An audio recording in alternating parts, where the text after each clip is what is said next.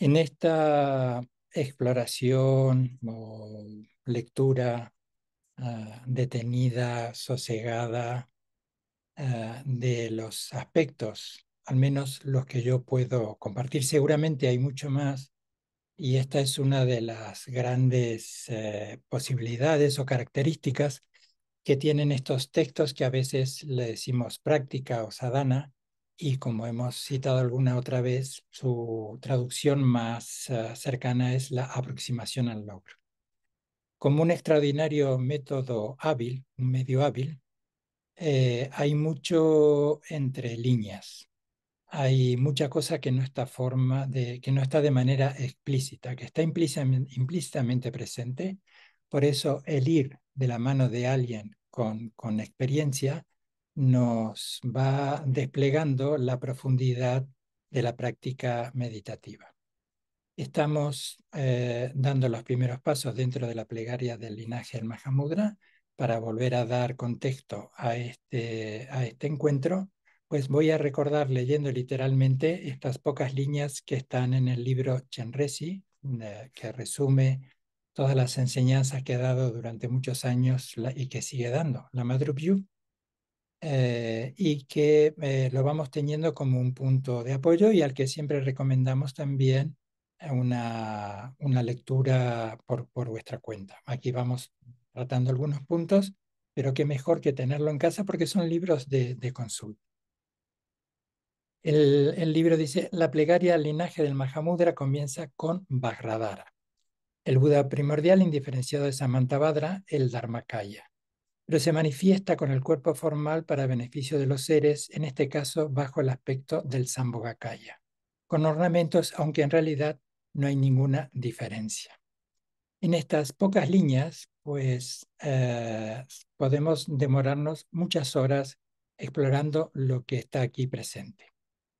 Decíamos en el vídeo anterior que estamos hablando de Dharmakaya, de Sambhogakaya, de Nirmanakaya. Hemos empezado con este último aspecto, el cuerpo de manifestación, que son conceptos fundamentales, pero que hay esenciales en su comprensión. Son algo complejos. A mí me sigue costando, no me voy a poner yo como unidad de comprensión, pero sí que comparto la complejidad y la profundidad que tiene. De hecho, cuando vas escuchando en voces sabias de maestras y maestros, aunque lleves muchos años, siempre estará apareciendo algún destello distinto que ilumina con un color particular lo que te parecía que ya lo tenías, pues como pillado, ¿sí? Como que lo tenías ya como conocido.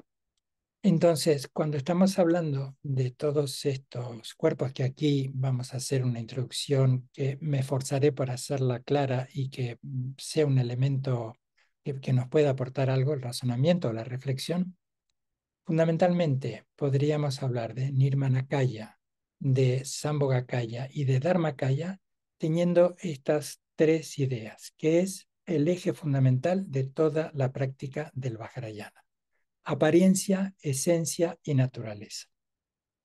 Las palabras dichas en castellano nos suenan un poco mejor, pero hay que explorar también esto, que no se trata solo de reemplazar un idioma por otro, sino que apariencia, esencia y naturaleza nos ayuda a comprender la complejidad del Vajrayana.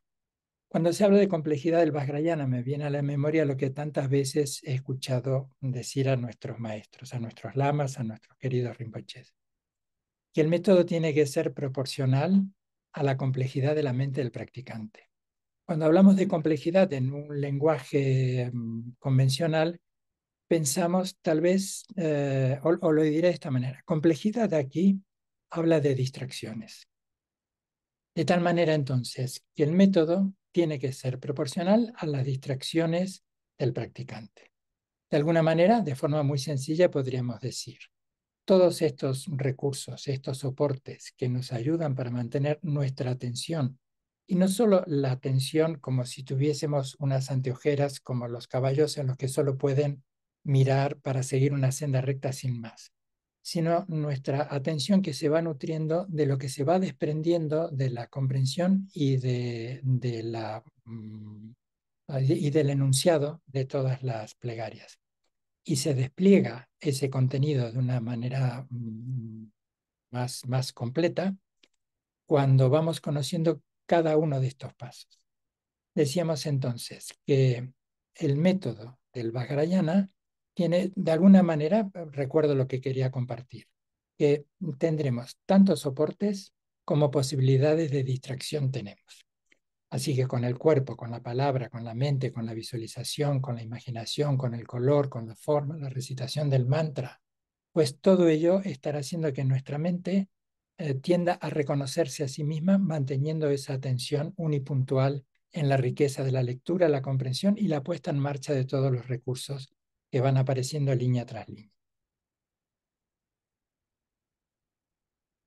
Son medios hábiles, vuelve esta idea de medios hábiles, y este no es una palabra menor, la de medios hábiles, porque en cuanto rigidicemos la práctica y solamente nos atengamos a la recitación como tal, sin la comprensión de lo que está incluido allí, pues estaremos, y este puede ser un acercamiento, pero no es el acercamiento mayor que es la propuesta del Vajrayana, estaremos llevándolo como a una separación mayor en que el practicante, de forma teísta, está desarrollando algo que le llama práctica y pidiendo a un ser superior, a una figura, a Chenrezig o al Yidam, que esté presente en el texto, que hiciera algo por nosotros. Dicho esto en un lenguaje muy cercano.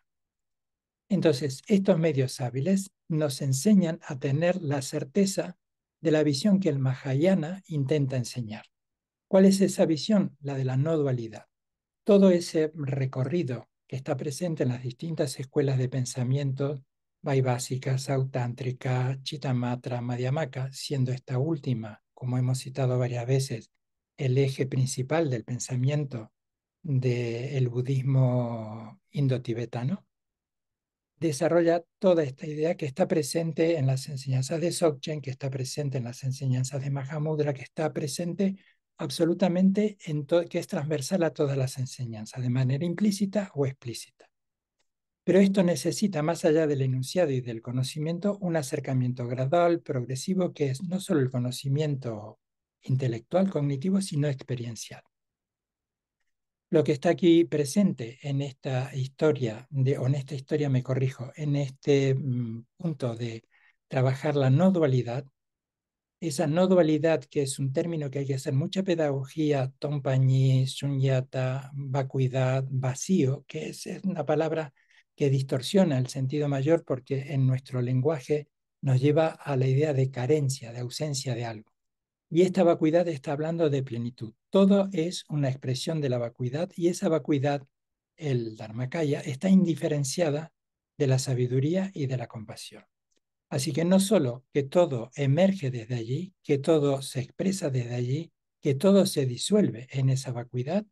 De hecho, uno de los elementos importantes para ir acercándonos a esta idea es, en la vida cotidiana, ir viendo cómo hablan entre sí la impermanencia y la interdependencia, de tal forma que vaya socavando nuestra idea constante, funcional, operativa, y es el impacto que opera en nosotros, nuestros sentidos sensoriales y nuestra conciencia, la conciencia mental, que organiza toda esa información y es la que nos permite durante el día a día estar yendo para aquí, para allí y resolviendo cosas. Pero hace que le imputemos una realidad que las cosas no tienen en sí mismas.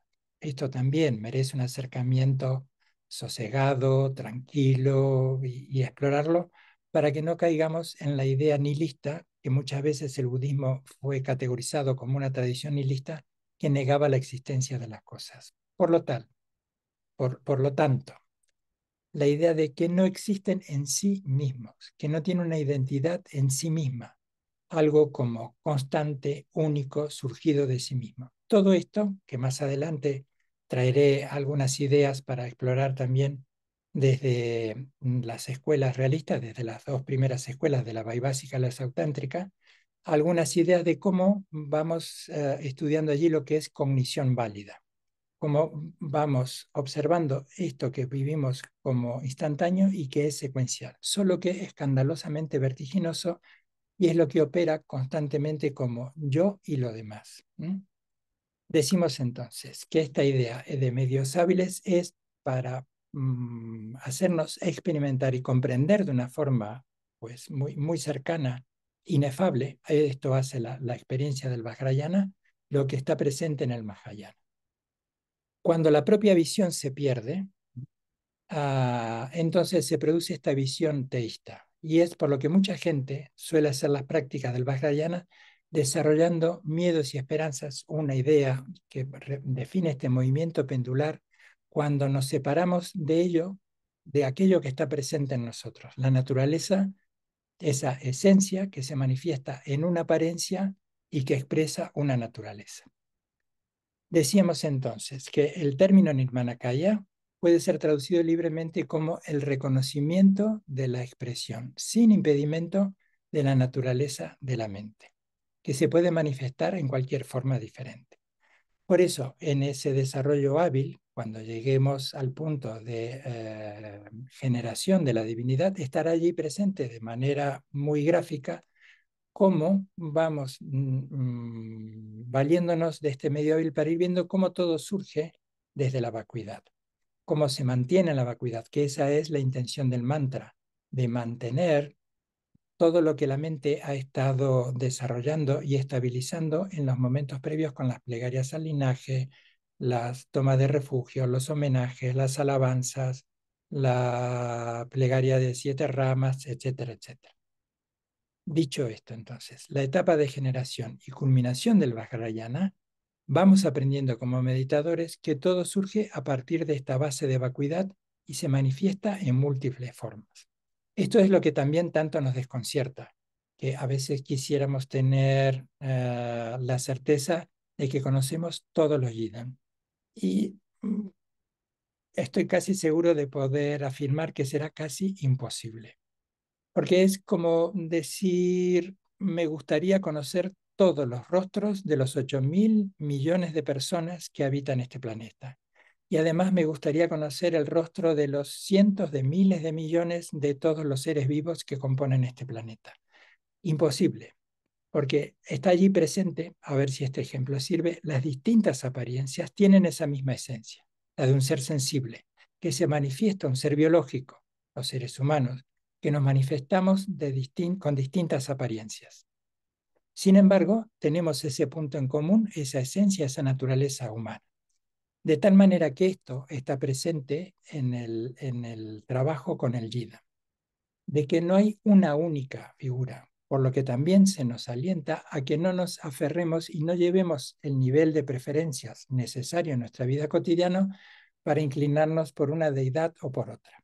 Aquello que siempre ponen, y a veces con cierto toque de humor y de calidez también, en cuestionamiento, nuestros lamas, nuestras lamas, de esta idea de que suele surgir, bueno, pues yo tengo cierta conexión con tal o cual yida. Ese es un elemento para trabajar, porque está presente allí la emocionalidad.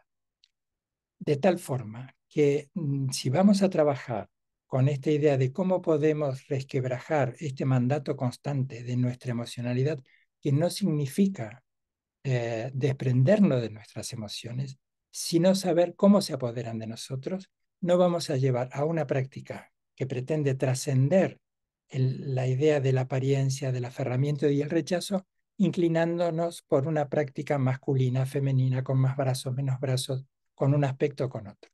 Siempre estaremos trabajando con este aspecto de apariencia, esencia y naturaleza. Se enfatiza el aspecto de la culminación y aquí es donde también alcanzamos a experimentar, aunque nos parezca forzado en un momento, esta idea de todo aquello que se ha expresado del Dharmakaya se vuelve a disolver en la vacuidad, por decirlo de una manera más ordenada, que todo aquello que surge de la vacuidad, en el momento que se expresa, también se disuelve. Y lo estamos disolviendo en ese aspecto mayor de Sokrin o de culminación.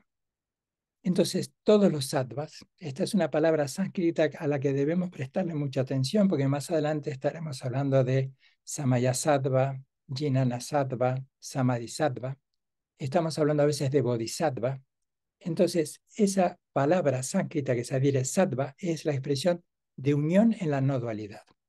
Ya abordaremos más adelante de forma más detenida cuando nos visualizamos a nosotros como el Yidam, como a veces en el centro de nuestro corazón, visualizándonos como el Yidam, está el Jinanasada, el mismo aspecto del Yidam, pero en su aspecto de ser de sabiduría. O a veces está enfrente a nosotros, dependiendo de la visualización del Tantra que sea. Y por trabajar con Chenrezig, somos Chenrezig, en el centro de nuestro corazón está Chenrezig y en el corazón de Chenrezig, sobre un disco lunar, el Dorje o la letra Ri, la sílaba Ri, el mantra está circulando en una dirección, las letras están de una manera, ya lo iremos abordando también. Estaremos trabajando con estos tres puntos, Samaya-sattva, Samadhi-sattva y Jnana-sattva. Pero lo que aquí quiero resaltar es esta idea de cómo vamos a estar trabajando en esta unión en la no dualidad. Esta es la idea que prima en toda la práctica, aunque a veces nos parezca forzado y como algo externo a nosotros el estar visualizando, es esa apariencia que está representándonos esa naturaleza y esa esencia mediante lo que conocemos, la forma y el nombre. Desde el aspecto del Ati Yoga, hacemos también un abordaje mayor cuando estamos hablando de los distintos yogas o de los distintos yanas, que no es que encasillemos una práctica dentro del Ati Yoga, del Anu Yoga, sino son distintos abordajes de conforme el practicante va recibiendo de una palabra autorizada, de un tutor, de su lama raíz, va recibiendo indicaciones de cómo nos vamos acercando a esa práctica de una manera cada vez más profunda. Entonces hay como una relación inversamente proporcional. Cuando la naturaleza de la mente del practicante está de forma presente más estable, que no sucumbe a las distracciones, entonces sí que la práctica comienza a ser sencilla, porque ya no precisa de tantos soportes. De hecho, los grandes maestros con decir simplemente Om ya lo han dicho todo. O como muchas veces nos cuentan de forma anecdótica, de haber preparado en los monasterios grandes sok y grandes rituales y venir el maestro y decir simplemente Om Ahum y ya haber consagrado el sok. Lo que a otros nos lleva un largo recorrido por las prácticas que de forma progresiva, para una mente tan distraída, necesita de todos esos puntos de apoyo para lo que un maestro simplemente realizado hace Om Ahum y eso ya está realizado. Ah,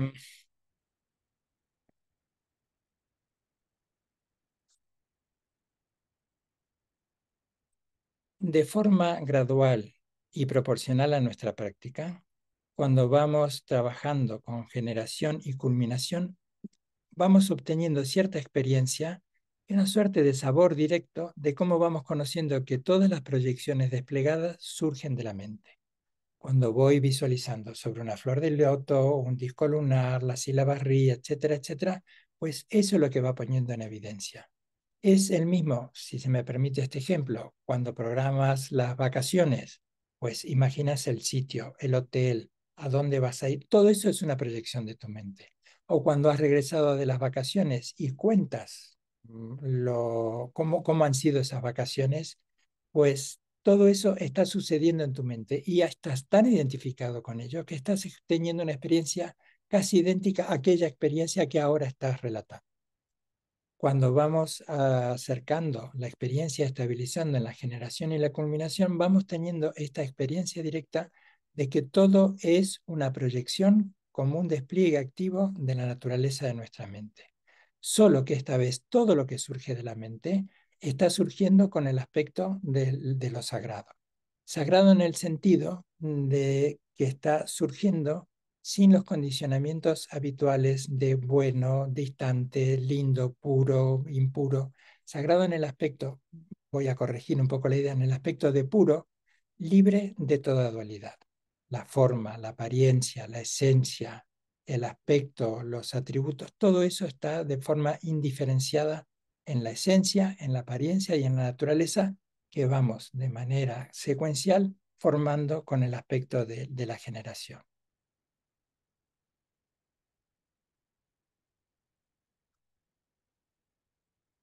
El Sambhogakaya, vamos a avanzar un poquito, nos ayuda a experimentar, al menos desde el razonamiento, empezar a explorar esto, que todo lo que se ha manifestado, ¿qué es lo que se ha manifestado? Todo, yo, ustedes, nuestras interactuaciones, todo lo que es de lo que somos testigos, todo lo que está presente en nuestro día a día, todo aquello que se está expresando, aún expresándose, aún habiéndose manifestado, su naturaleza es inherentemente vacía. Y esto es un elemento importantísimo en el que un gran soporte es el estudio, porque vamos comprendiendo cómo nuestra manera arbitraria, y esto es lo que nos sucede, no lo vamos a poner en términos de bueno o malo, vamos a ponerlo en términos de lo que nos sucede, cómo vamos conformando nuestra realidad, nuestros mapas mentales. Y sin duda que es necesario valernos de aquello que va distinguiendo de lo que es oportuno, de lo que no es, de lo que es virtuoso, de lo que no lo es, o simplemente del sabor que me gusta para elegir un postre o no elegir otro. ¿Mm? Pero ir comprendiendo que todo es inherentemente vacío. Imagínate que, a ver si este ejemplo sirve, que aquella persona con la que mantienes cierta relación afectiva y cercana, y que por lo tanto le estás imputando realidades que no tienes una base de imputación. Dicho en términos de epistemología, eso es una base de imputación. O vamos a utilizar un ejemplo más cercano, o no tan sensible como una relación personal. Un objeto material, una mesa. Una mesa es una base de imputación. Una mesa está formada por distintos elementos. Queda en que reflexiones todos los elementos que componen una mesa. Es una base de imputación porque sobre esa reunión circunstancial nacida de causas y condiciones, le imputamos el vocablo mesa, porque es operativo, es funcional, de tal forma que en una convención, que es nuestro idioma, cuando diga mesa, todos sabremos a qué objeto me estoy refiriendo de los tantos que hay en la sala. Pero si buscamos en cada uno de los elementos que componen eso que llamamos mesa, no lo vamos a encontrar. Incluso si desarmáramos, siempre suelo poner este ejemplo, los muebles que compras en IKEA, esta tienda o símiles que están presentes en otros países, en las que compras un mueble que viene en una caja totalmente desarmado y tienes que empezar a, a embalarlos, no, a ensamblarlos, ¿sí?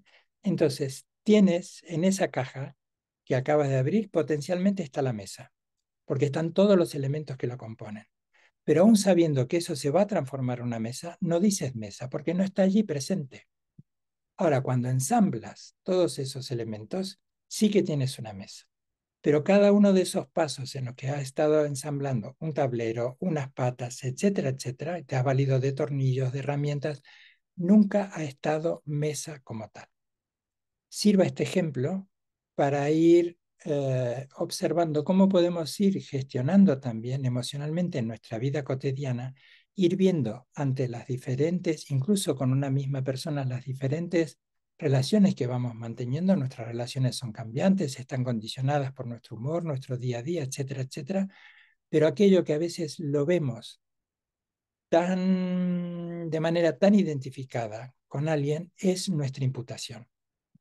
Puede ser muy atractivo o muy atractiva para unos y no para otros. Puede ser una persona muy interesante para unos y no para otros. O para uno mismo. En un punto nos puede resultar interesante y convocante mantener durante una charla durante una tarde, una larga charla, o unas horas después, pues resultarnos neutral o incluso aburrido. Vuelvo entonces a lo que nos puede ir facilitando, ir comprendiendo esto que aparece de manera tan encriptada de Dharmakaya, Sambhogakaya y Nirmanakaya. De hecho, me voy a saltar un poco las notas que tenía aquí y voy a ir para ir concluyendo también este encuentro. Um, Varias veces he citado que en el final del texto de Chenrezig están presentes, incluso cuando acabamos de recitar el mantra, de que no nos separemos de la comprensión y la experiencia de que forma, sonidos, ¿sí? Forma, nombre y sonidos se están expresando desde la vacuidad.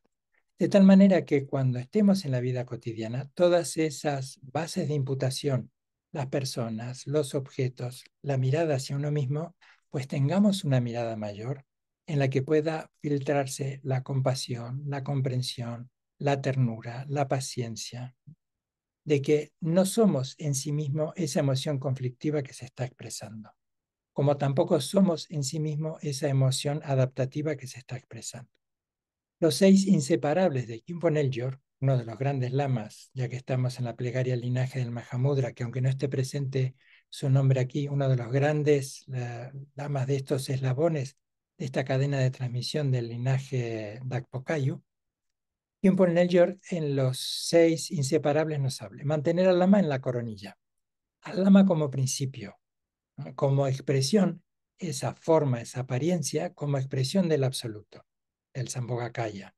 Entonces vamos visualizando, bien puede ser a Chenrezig, vamos visualizando a Dorje Chan, vamos visualizando al lama raíz, no visualizamos a nuestro tutor, a nuestro lama raíz, de su aspecto físico. No nos transformemos en un seguidor como un fans de un ídolo.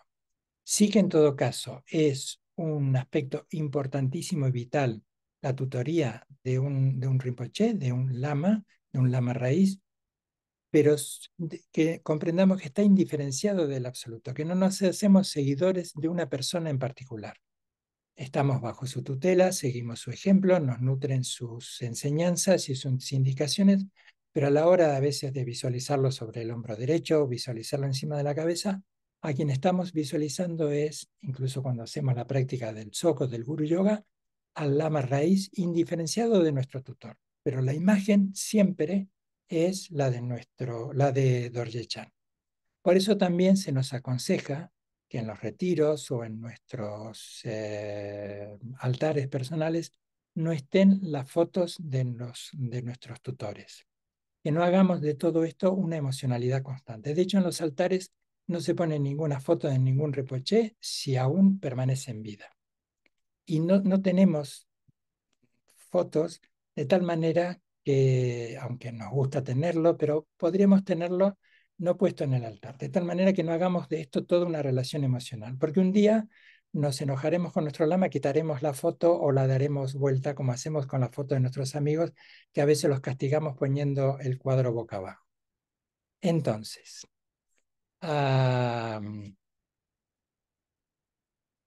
un segundito. Ah, Los 6 inseparables de Khyentse Neljo. Mantener al lama en la coronilla como una fuente de inspiración donde quiera que estemos. No olvidar que somos el Jiram. Ya que estamos hablando de distracciones y que a veces tanto nos castigamos porque hemos olvidado algún recado o algo en algún sitio, pues el olvido mayor es que somos el Jiram. Ese es el punto también de trabajar con la esencia, con la apariencia y con la naturaleza. Que cuando nos estamos mirando en el espejo, o mejor dicho, cuando estemos frente a una tanca, cuando estemos frente a una estatua, cuando estemos frente a una imagen de Chenrezig, entendamos que estamos mirándonos en el espejo auténtico que muestra nuestra naturaleza y nuestra esencia verdadera, aún con esta esencia que nos refleja el espejo que está en nuestro cuarto de baño. Mantener al lama en la coronilla, no olvidar que somos el Yidam, entender que todas las palabras o sonidos son mantras o plegarias, es decir, que aquello que vamos experimentando, trabajando, conociendo y estabilizando con la recitación del mantra, sonido, en sí mismo es sonido, sonido y vacuidad, de tal forma que también llevemos eso y que nos ayude a mitigar la emocionalidad que tantas veces para un sentido y para otro desata nuestro lenguaje. Insisto, esto no implica desconocer nuestras necesidades, sino que abre un matiz importante que nos ayude, en vez de ser tan reactivos, a responder más si abrimos este espacio, esta brecha consciente, entendiendo, recordando, al lama sobre la cima de nuestra cabeza, no olvidar que somos el Yida, por lo tanto podemos actuar como Chenrezig, que aunque tengamos que ser muy directos, y todas las palabras o sonidos son mantras o plegarias, con lo cual nos desprendemos de esa fusión inmediata con la que nos captura la emocionalidad del sonido. Que también todos los pensamientos, recuerdos son proyecciones como expresiones de la sabiduría no dual. Quinto, ver las comidas y bebidas como Dutsi, Amrita, es decir, lo que está presente en los altares. Ya hablaremos otra vez esta vieja frase, ya hablaremos más adelante, en definitiva, de lo que es Dutsi y Amrita, pero ir viendo que bajo esa apariencia de apetitoso o desagradable, una mirada mayor es verlo como un ofrecimiento. Eso es lo que hacemos cuando ofrecemos la comida. Ir viendo, ir experimentando que lo que está allí presente, más allá de la experiencia, más allá de su apariencia, es la expresión desde la no dualidad. Ver las comidas y bebidas porque están allí presentes las cinco sabidurías si tenemos esta mirada mayor. Y por último, no separarse del protector enfrente. ¿Mm? Los 6 inseparables de Kyumpo Nelcher. Muy bien, pues muchas gracias.